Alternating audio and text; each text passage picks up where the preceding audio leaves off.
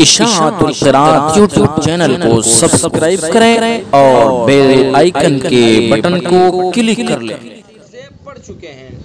اس کے بعد بیان شروع ہوتا ہے دوسری جو تقسیم، دوسری جو قسم ہے باعتبار محل کے۔ محل کا مطلب ہے کہ کس جگہ وقف کرنا ہے، کہاں رکنا ہے۔ اور دیکھیں یہ باعتبار محل کے اس کی 4 قسمیں ہیں۔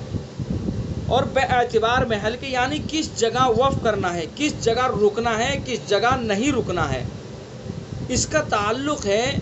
اس کو اصل میں وہ لوگ اچھی طرح سے سمجھ پائیں گے جو قرآن پاک کا ترجمہ اور اس کے معنی، اس کے مطلب اچھی طرح سے جو جانتے ہوں، قرآن پاک کے معنی جو جانتے ہوں تو اس تقسیم کو وہ اچھی طرح سے سمجھ پائیں گے۔ لیکن پھر بھی چلو اس کو پڑھ لیتے ہیں، ہمیں یہ معلوم تو ہو جائے کہ وقف باعتبار محل کی کتنی قسمیں ہیں، کیا کیا ہے۔ اور جب ہم کوشش کریں گے قرآن پاک کو معانی کے ساتھ پڑھنے کی اور ہمیں معانی سمجھ میں آ جائیں گے تو پھر ان کا بھی خیال رکھا جائے گا۔ تو لہذا چلیے پڑھ لیتے ہیں اور اس کو جتنا ہم سمجھ سکیں اس کو سمجھنے کی کوشش کر لیتے ہیں۔ تو اس کے لیے کتاب کے اندر یہ سبق پڑھیں گے اپنا۔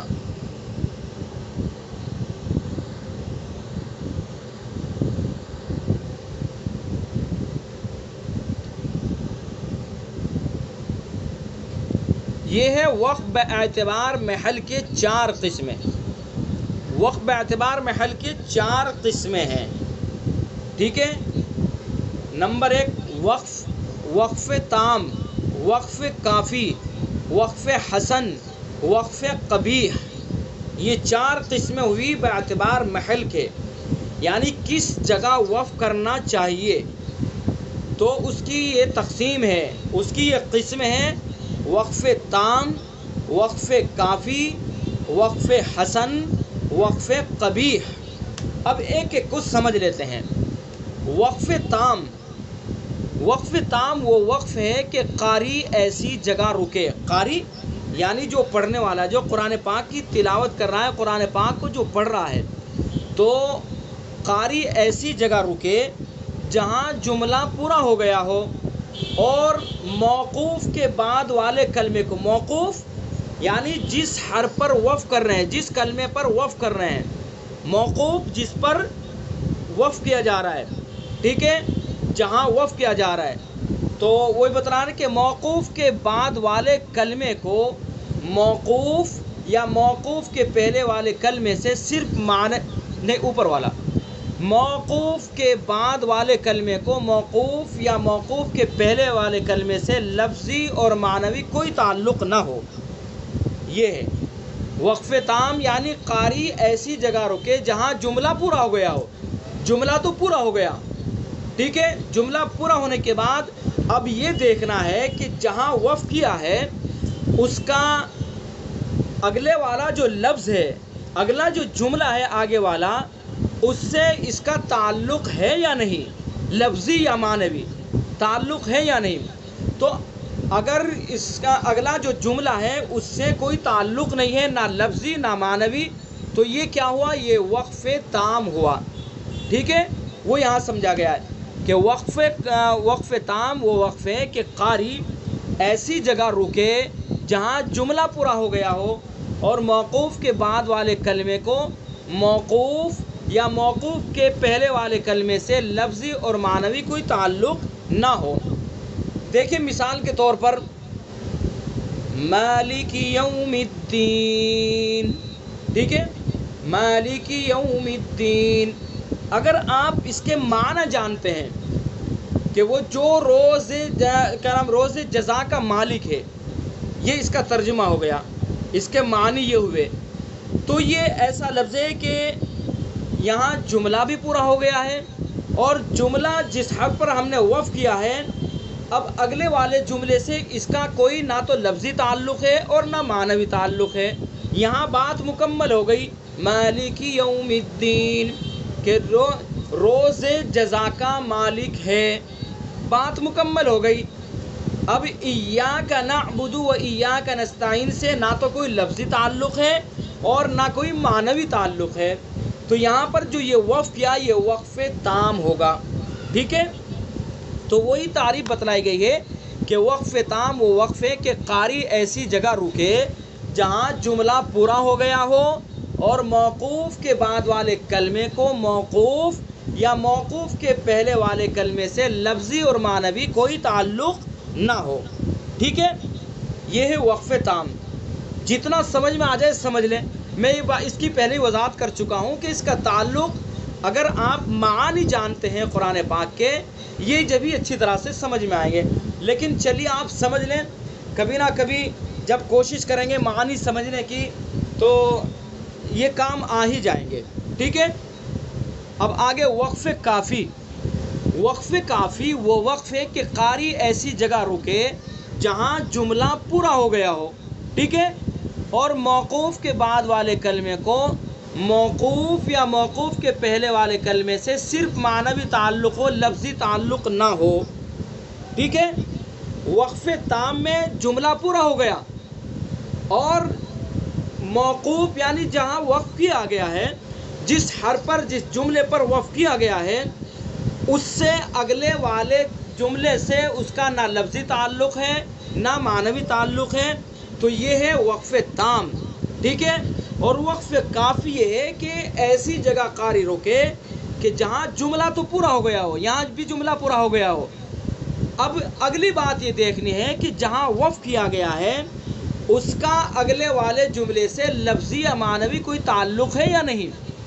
تو یہاں یہ بتلا گیا ہے کہ موقوف یا موقوف کے پہلے والے کلمے سے صرف معنوی تعلق ہو، لفظی تعلق نہ ہو، معنوی تعلق ہو. جیسے مثال کے طور پر آپ دیکھ لیجئے، کیا مثال دوں اس کی، وَبِالْآخِرَةِ هُمْ يُوقِنُونَ. دیکھیں، وَبِالْآخِرَةِ هُمْ يُوقِنُونَ أُولَئِكَ عَلَى هُدًى مِّن رَّبِّهِمْ وَأُولَئِكَ هُمُ الْمُفْلِحُونَ. وَبِالْآخِرَةِ هُمْ يُوقِنُونَ، یہاں پر ہم نے وقف کیا، جملہ پورا ہو گیا. اب جہاں جو جملہ ہے اس جملے کا اگلے والے جملے سے یعنی اولئک علی ھدی من ربہم سے لفظی تعلق تو کوئی نہیں ہے، البتہ معنوی تعلق ہے. اولئک وبالآخرۃ ھم یوقنون، وبالآخرۃ ھم یوقنون کہ جو آخرت پر یقین رکھتے ہیں. ٹھیک ہے، اولئک علی ھدی من ربہم واولئک ھم المفلحون، یہ لوگ ہدایت یافتہ ہیں اور کامیاب ہیں. تو جو پہلے والا جملہ ہے یوقنون، اس کا لفظی تعلق تو کوئی نہیں ہے، جملہ پورا ہے. جملہ پورے ہونے کے بعد لفظی کوئی تعلق نہیں ہے، البتہ معنوی تعلق ہے. تو وقف کافی وہی بتلایا گیا ہے کہ وقف کافی وہ وقف ہے کہ قاری ایسی جگہ رکے جہاں جملہ پورا ہو گیا ہو اور موقوف کے بعد والے کلمے کو موقوف یا موقوف کے پہلے والے کلمے سے صرف معنوی تعلق ہو، لفظی تعلق نہ ہو. ٹھیک ہے، سمجھ میں آ گئی دونوں. اب آگے دیکھیے حکم کیا ہے ان دونوں کا. دونوں کا حکم یہ ہے کہ ان میں پیچھے سے لوٹا کر پڑھنے کی ضرورت نہیں ہے. یہ حکم ہے ان کا. جب جملہ پورا ہو گیا ہے اور کوئی تعلق ہی نہیں ہے اگلے جملے سے، تو اس لیے اب پیچھے سے لوٹا کر پڑھنے کی ضرورت نہیں ہے. مان لو ہم نے پڑھ دیا مالک یوم الدین ایاک نعبد و ایاک نستعین، تو لوٹانے کی ضرورت نہیں ہے. اسی طرح سے وقف کافی وبالآخرۃ ھم یوقنون اولئک علی ھدی من ربہم واولئک ھم المفلحون، تو جملہ پورا ہو چکا ہے، اس لیے اب جو ہے لوٹانے کی ضرورت نہیں ہے. ٹھیک ہے، سمجھ میں آ گیا؟ کچھ سمجھ میں آ گیا آپ کے؟ آ گیا ہوگا انشاءاللہ، تھوڑا تھوڑا سمجھ میں آ ہی جائے گا. تو ٹائم کتنا ہوا؟ تو آج جو ہے وقفے باعتبار محل کی 4 قسموں میں سے 2 ہی قسموں کو ہم یاد کر لیں، اور 2 قسمیں جو بچی ہیں وقف حسن، وقف قبیح. ٹھیک ہے، اب آگے تیسری قسم ہے وقف حسن. وقف حسن کو بھی سمجھ لیتے ہیں اور چلیے کتاب کے اندر پڑھتے ہیں.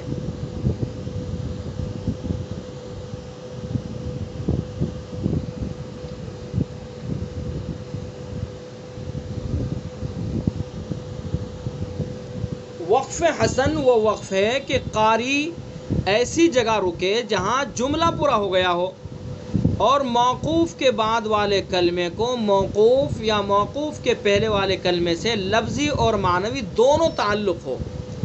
ٹھیک ہے، بات سمجھ رہے آپ؟ یعنی یہاں پر بھی قاری جہاں وقف کر رہا ہے جملہ تو یہاں بھی پورا ہو گیا ہو، لیکن یہاں فرق یہ ہے کہ جہاں ہم نے وقف کیا ہے، جس جملے پر ہم نے وقف کیا ہے اس کا اگلے والے جملے سے لفظی اور معنوی دونوں تعلق ہو، یہ ہے وقف حسن. ٹھیک ہے، بات سمجھ میں آ رہی ہے؟ وقف تام وہ ہے وقف تام کے اندر بھی جملہ پورا ہو، وقف کافی کے اندر بھی جملہ پورا ہو، اور وقف حسن کے اندر بھی جملہ پورا ہو.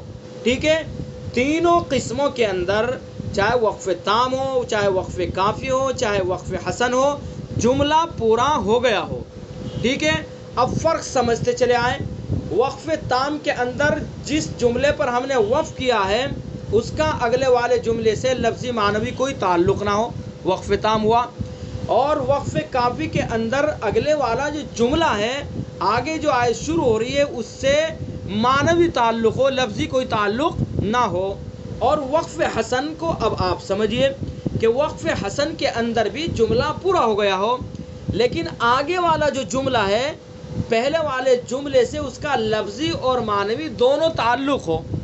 ٹھیک ہے، اس کا حکم یہ ہے کہ اگر یہ آیت پر ہے تو پیچھے سے لوٹا کر پڑھنے کی ضرورت نہیں ہے، اور اگر آیت کے درمیان ہے تو پھر پیچھے سے لوٹا کر پڑھیں گے. ٹھیک ہے، اب جیسے مثال کے طور پر چلیے اگلی جو چوتھی قسم ہے اس کو بھی پڑھ لیں، پھر دونوں کو میں قرآن کریم کے اندر آپ کو اچھی طرح سے سمجھاؤں گا، لیکن پہلے اگلی قسم بھی پڑھ لیجئے. وقف حسن تو وقف ہے کہ قاری ایسی جگہ رکے جہاں جملہ پورا ہو گیا ہو اور موقوف کے بعد والے کلمے کو موقوف یا موقوف کے پہلے والے کلمے سے لفظی اور معنوی دونوں تعلق ہوں. اس کا حکم یہ ہے کہ اگر آیت پر ہے تو پیچھے سے لوٹا کر پڑھنے کی ضرورت نہیں ہے، اور اگر درمیان میں ہے تو پھر پیچھے سے لوٹا کر پڑھیں گے. ٹھیک ہے، چوتھی قسم ہے وقف قبیح. وقف قبیح سے تو آپ سمجھ جائیں گے، قبیح کے معنی برے کے آتے ہیں. وقف قبیح وہ وقف ہے کہ قاری ایسی جگہ رکے جہاں جملہ ہی پورا نہ ہوا ہو. ٹھیک ہے، اوپر جو تین قسمیں تھیں وقف تام، وقف کافی، وقف حسن، تینوں میں جملہ پورا ہو گیا ہو. ٹھیک ہے، لیکن وقف قبیح کے اندر جس جگہ قاری نے وقف کیا وہ ایسی جگہ کیا ہے کہ وہاں جملہ ہی پورا نہ ہوا ہو. اور ظاہر سی بات ہے کہ جب جملہ ہی پورا نہیں ہوا ہے تو پھر آگے پیچھے سے اس کا دونوں تعلق ہے، تو اس لیے ایسی جگہ تو وقف کرنا ہی نہیں چاہیے. حکم بیان کیا ہے؟ اس کا حکم ہے کہ اس میں ہمیشہ پیچھے سے لوٹا کر پڑھیں گے.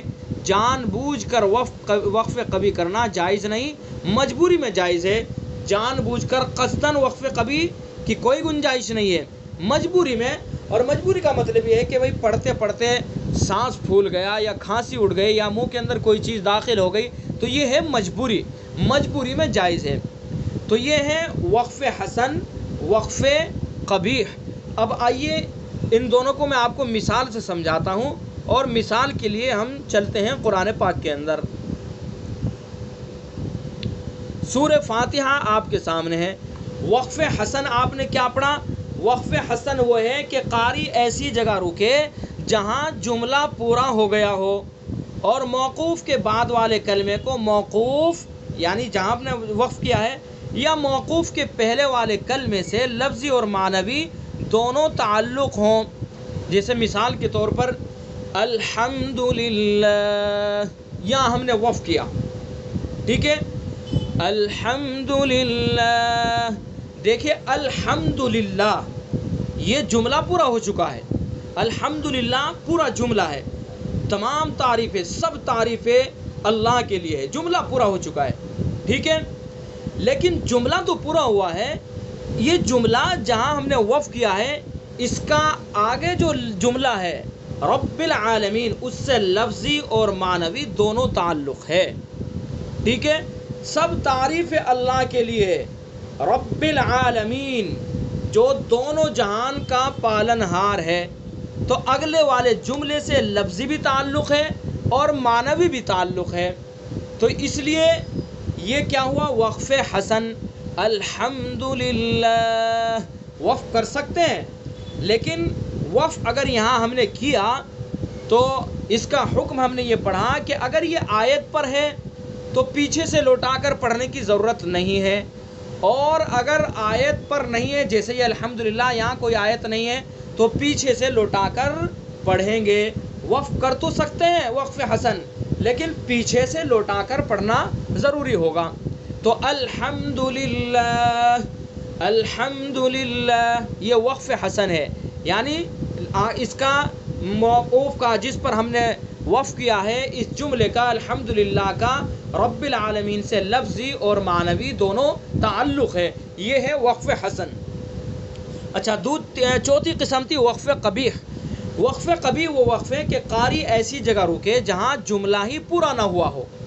اب جیسے مثال کے طور پر ہم نے وقف کر دیا الحمد، یہاں وقف کر دیا الحمد، دیکھیں الحمد ہم نے وقف کیا، یہ جملہ ہی پورا نہیں ہوا ہے، جملہ پورا نہیں ہے۔ جملہ کیا ہے پورا؟ الحمدللہ، یہ پورا جملہ ہے۔ الحمد یہ جملہ پورا نہیں ہے۔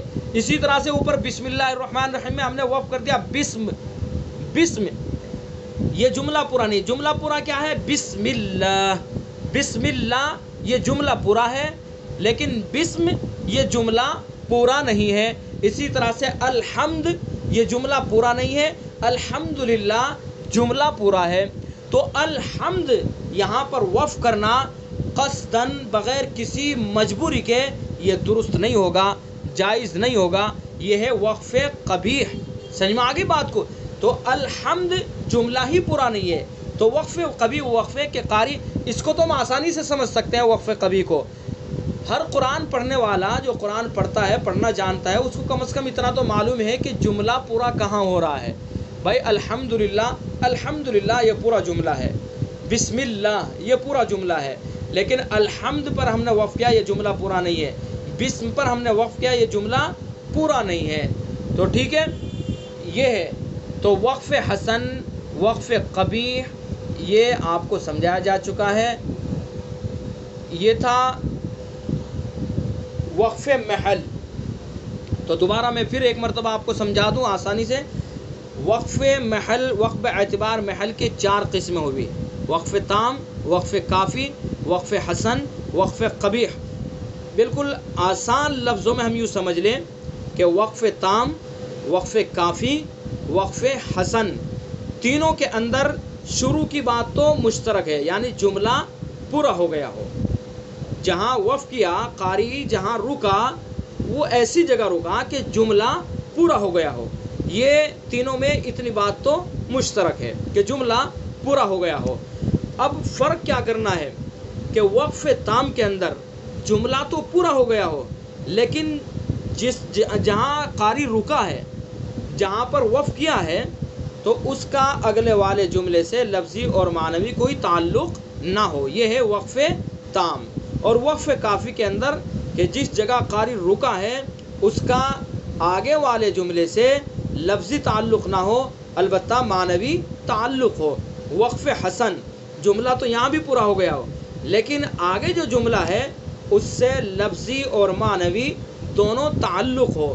تو ان 3 چیزوں کے اندر، 3 وقفوں کے اندر یہ فرق ہے۔ اب آگے چوتھا تھا وقف قبیح۔ وقف قبیح ہے کہ جہاں وقف کیا ہے وہاں جملہ ہی پورا نہیں ہوا ہے۔ تو وقف تام، وقف کافی، وقف حسن یہ وقف کیے جا سکتے ہیں، ٹھیک ہے۔ وقف تام اور وقف کافی کے اندر اگر ہم نے وقف کیا تو پیچھے سے لوٹا کر پڑھنے کی ضرورت نہیں ہے۔ اور وقف حسن کے اندر حکم یہ ہے کہ اگر آیت پر ہے جہاں رکے تو پھر پیچھے سے لوٹا کر پڑھنے کی ضرورت نہیں ہے، اور اگر آیت پر نہیں ہے تو پھر پیچھے سے لوٹا کر پڑھنا ضروری ہوگا۔ اور وقف قبیح وہ صاف ہے کہ وقف قبیح کرنا وہ جائز ہی نہیں ہے، البتہ مجبوری میں کیا جا سکتا ہے۔ اور مجبوری میں نے آپ کو بتلائی کہ پڑھتے پڑھتے سانس پھول گیا یا کھانسی اٹھ گئی تو یہ مجبوری اس طرح۔ تو یہ تھا وقف اعتبار محل کے۔ تو 2 چیزیں، 2 تقسیم ہم پڑھ چکے ہیں۔ وقف اعتبار کیفیت کے پڑھ چکے، وقف باعتبار محل کے پڑھ چکے ہیں، اب بچی ہے وقف باعتبار احوال قاری کے، وہ آسان ہے، اس کو انشاءاللہ اگلی کلاس کے اندر پڑھ لیں گے۔ تو فی الحال ایک صورت کی مشق کر لیتے ہیں، صورت کے اندر اجرا ہوگا۔ اور دیکھیں یہ کتاب ہماری مکمل ہونے والی ہے، تقریباً مکمل ہو چکی ہے، وقف کا بیان چل رہا ہے، وقف کے تعلق سے جو چیزیں ضروری ہیں ان کو سمجھ لیں گے۔ اور اس کے بعد انشاءاللہ ارادہ کچھ اس طرح سے بن رہا ہے کہ نورانی قاعدہ شروع کریں گے، اور نورانی قاعدے کا شروع کرنے کا مطلب یہ ہوگا کہ قاعدے کو ہم شروع سے تجوید سے پڑھنا سیکھیں گے، اور اس کے اندر فائدہ یہ ہوگا کہ جنہوں نے قرآن پاک پڑھا تجوید سے نہیں پڑھا ہے تو ان کو قرآن پاک کو تجوید سے پڑھنے میں بہت آسانی ہوگی، چونکہ قاعدہ ہی سے ہم یہ سلسلہ شروع کریں گے۔ اور دوسرا فائدہ یہ ہوگا کہ آپ اپنے ساتھ اپنے بچوں کو بھی بٹھا سکتے ہیں، بچوں کے وہ نورانی قاعدہ کام آئے گا۔ تو انشاءاللہ فی الحال اس طرح سے کچھ ارادہ بن رہا ہے، باقی دیکھتے ہیں جو جیسا مشورہ ہوگا اس کو، اور جو دوسرے حصے کی ہماری کلاس چلی رہی وہ اسی طرح سے انشاءاللہ چلتی رہے گی۔ تو بہرحال اب ہم جو ہے ایک صورت کی مشق کر لیتے ہیں۔ آج ہماری صورت ہے سورہ کوثر، ہم نے پڑھی تھی شاید، تو آج سورہ کوثر پڑھی تھی نا اس سے پہلے ہم نے۔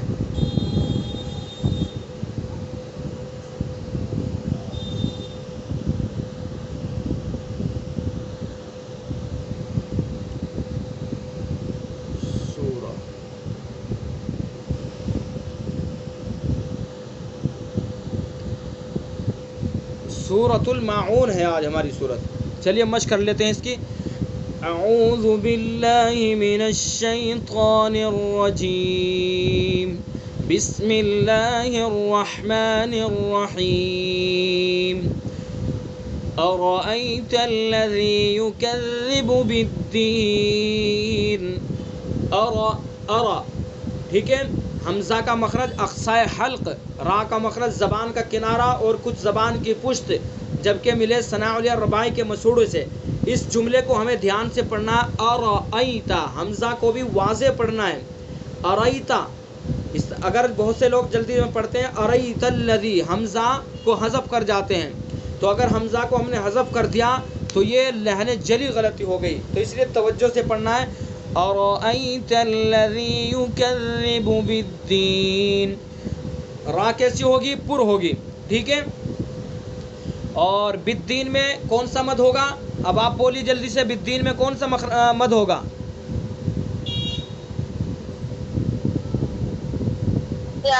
مد عارض وقفی ہوگا، ٹھیک ہے۔ اور وقف کون سا ہوگا؟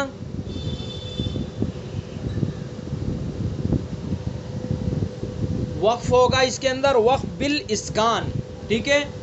فَذَلِكَ الَّذِي يَدُعُّ الْيَتِيمَ وَلَا يَحُضُّ عَلَى طَعَامِ الْمِسْكِينِ۔ تو ذال کو نرمی سے پڑھیں گے، اور صفات، وہ صفات کے اندر جو ایک اعتراض کیا تھا نا، تو اس کو انشاءاللہ جب یہ کلاس ہوگی اس کا جواب دیا جائے گا، فی الحال تو اس کو چھیڑنے کی ضرورت نہیں ہے۔ فَذَلِكَ الَّذِي يَدُعُّ الْيَتِيمَ، نرمی سے پڑھیں گے، ذال کا مخرج زبان کا کنارہ اور زبان کی نوک اور ثناء علیہ کا کنارہ۔ یدعو، عین کو توجہ سے پڑھیں گے، یدعو حلق سے نکالیں گے، حلق کے بیچ سے، ٹھیک ہے۔ وَلَا يَحُضُّ عَلَى طَعَامِ الْمِسْكِينِ، یحض، ضاد کا مخرج زبان کی کروٹ اور اوپر کی ڈاڑوں کی جڑ، اور پر کر کے پڑھیں گے اس کو، یحض علی طعام المسکین، طا کو بھی پر پڑھیں گے، توا نہیں پڑھیں گے، طعام المسکین، یہ غلط ہے، علی طعام المسکین، مسکین میں مد عارض وقفی اور وقف بالاسکان۔ فویل للمصلین، فویل ادغام تام ہوگا، چونکہ تنوین کے بعد لام رامے سے لام ہے۔ فویل للمصلین، صاد پر، الذین هم عن صلاتهم ساہون، الذین هم عن، ہم میں کون سا قاعدہ ہوگا؟ اظہار شفوی ہم میں، اور عن میں کون سا قاعدہ ہوگا؟ اخفاء حقیقی، الذین هم عن صلاتهم ساہون، साहुन में मद मद्दे आरिज वक्फी अगर वफ़ करेंगे, अगर वफ़ नहीं करेंगे तो फिर मद्दे असली होगा। अल्लज़ीना हुम युराऊन, हुम में इजहार शफवी, युरा में रापुर होगी और मद कौन सा होगा? मद्दे, बताइए मद कौन सा होगा युरा में? मद्दे मुनफसिल, मद्दे मुनफसिल, मद्दे मुत्तसिल होगा। हम हर्फ मद के बाद हमजा उसी लफ्ज़ में है, इसलिए मद। युराउन एक लफ्ज़ है, इसी में हर्फ मद है और इसी में हमजा है। अल्लज़ीना हुम युराऊन वयमनऊनल माऊन, वयम इजहार होगा, इजहार शफवी, वयमनऊनल माऊन, माऊन में वही मद्दे आरिज वक्फी और वक्फ बिल इस्कान। तो इस तरह से सूरतों का आप इजरा करते रहें। आपने कवायद पढ़ लिए हैं, कुरान पाक जब तिलावत करें तो इन कवायद के मुताबिक इसी तरह से तिलावत करें। एक एक आयत पढ़ें, उसके अंदर गौर करें। जैसे हमने पढ़ी अराअयतल्लज़ी युकज़्ज़िबु बिद्दीन, इसके अंदर कवायद देखें कि भाई रा आई तो रा कैसी होगी और लाल किस तरह से पढ़ा जाएगा और बिद्दीन में मद कौन सा होगा, वफ़ कौन सा होगा। तो इस तरह से एक एक आयत पर हम पढ़ते रहें और गौर करते रहें और मखारिज भी याद करते रहें कि हमज़ा है तो हमज़ा का क्या मखरज है, रा है तो रा का क्या मखरज है। तो इस तरह से जब हम कुरान पाक की तिलावत करेंगे कवायद भी याद रहेंगे और इंशाअल्लाह कुरान पाक को तजवीद के मुताबिक भी पढ़ पाएंगे। ठीक है, तो ठीक है, इसको याद कर ले और अगला जो बयान है इंशाअल्लाह उसको अगली क्लास के अंदर पढ़ेंगे। तो बस आज की क्लास यहीं पर ख़त्म करते हैं। अस्सलामु अलैकुम वरहमतुल्लाहि वबरकातुहू। इशाअतुल क़िराअत यूट्यूब चैनल को सब्सक्राइब करें और बेल आइकन के बटन को क्लिक कर लें।